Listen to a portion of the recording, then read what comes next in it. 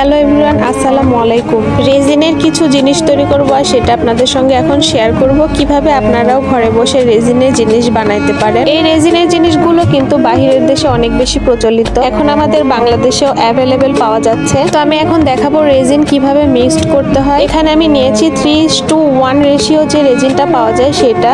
3:1 রেশিওটা নিলে 3 cup raisin আর 1 cup hardener নিতে হয়। এখন কিন্তু অনলাইনে অ্যাভেলেবেল এরকম রেজিনের ক্লাস করাচ্ছে, তো আমি কোনো রকম ক্লাস ছাড়াই ট্রাই করি আর আলহামদুলিল্লাহ অনেক বেশি পারফেক্ট হয়। আর এটা কিন্তু অনেক স্লোলি মিক্সড করতে হয়, অনেক স্পিড নিয়ে মিক্সড করলে কিন্তু এর মধ্যে বাবল ক্রিয়েট হয়, আর বাবল ক্রিয়েট হলে সেই জিনিসটা বানালে ভালো আসে না। এখানে আমি ভিডিওর স্পিডটা অনেক বাড়িয়ে দিয়েছি, সেজন্য ফাস্ট দেখাচ্ছে, তা না হলে কিন্তু অনেক বড় হয়ে যাবে ভিডিওটা। এখানে আমি কিছু গ্লিটার পেপার আগেই মোল্ডে দিয়ে নিচ্ছি। আর আমি প্রথমবার করতেছিলাম জন্য জানি না এই রেজিন লিকুইডটা কিন্তু অনেক ক্ষতিকারক। এটা ব্যবহারের পূর্বে অবশ্যই মাস্ক অ্যান্ড গ্লাভস ইউজ করবেন। যে যেরকমটা ইচ্ছা সেভাবে কিন্তু তৈরি করতে পারেন। আমি এখানে কিছু গ্লিটার পেপার দিয়ে তার উপরে মিক্সড করা রেজিন দিয়ে দিলাম। এখন আমি এর সাথে কিছু ড্রাই ফ্লাওয়ার অ্যাড করব। আমি কিন্তু রেজিনের সমস্ত জিনিসপত্র নিয়েছি কোন পেজ থেকে, এর আগের ভিডিওতে বলে দিয়েছি। ওই পেজে আপনারা রেজিনের সমস্ত ম্যাটেরিয়ালস পেয়ে যাবেন। এবার আমি আরেকটা ওয়ার্ড বসাবো, সেজন্য আমি এবার কিছু সিলভার কালারের গ্লিটার পেপার দিয়ে নিচ্ছি। আমি এক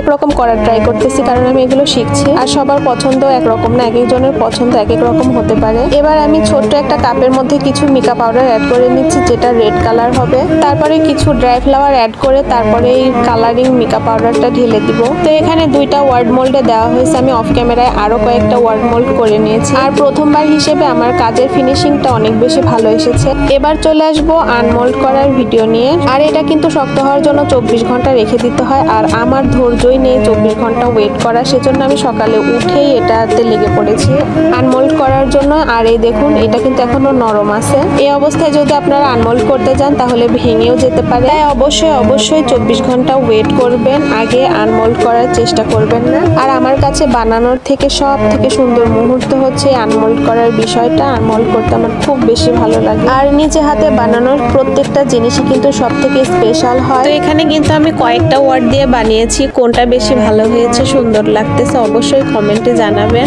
এরপরে আমার ছেলে বলতেছিল আমিও একটা উঠাবো, আমাকে একটা উঠাইতে দাও। তারপরে আমিও ওকে একটা উঠাইতে দেই, খুব সুন্দরভাবে আনমোল্ড করে। যদিও বাচ্চা মানুষ শখ করতেছে সেজন্য দিলাম, কিন্তু কোনোভাবে উঠাতে পারতেছিল না, যুদ্ধ করছিল। আমি তো ভাবছিলাম ভেঙেই হয়তো যাবে। আর আমার ছেলেটাও কিন্তু ঠিক আমার মতো, আমি যেমন যেটাই দেখি সেটাই বানাইতে বসে পড়ি, যতক্ষণ না বানাই ততক্ষণ মাথার মধ্যে সেটাই চলতে থাকে। তো যাই হোক, আজকে অনেক কথা বলে ফেললাম, কোনটা সব থেকে বেশি ভালো লেগেছে অবশ্যই কমেন্টে জানাবেন।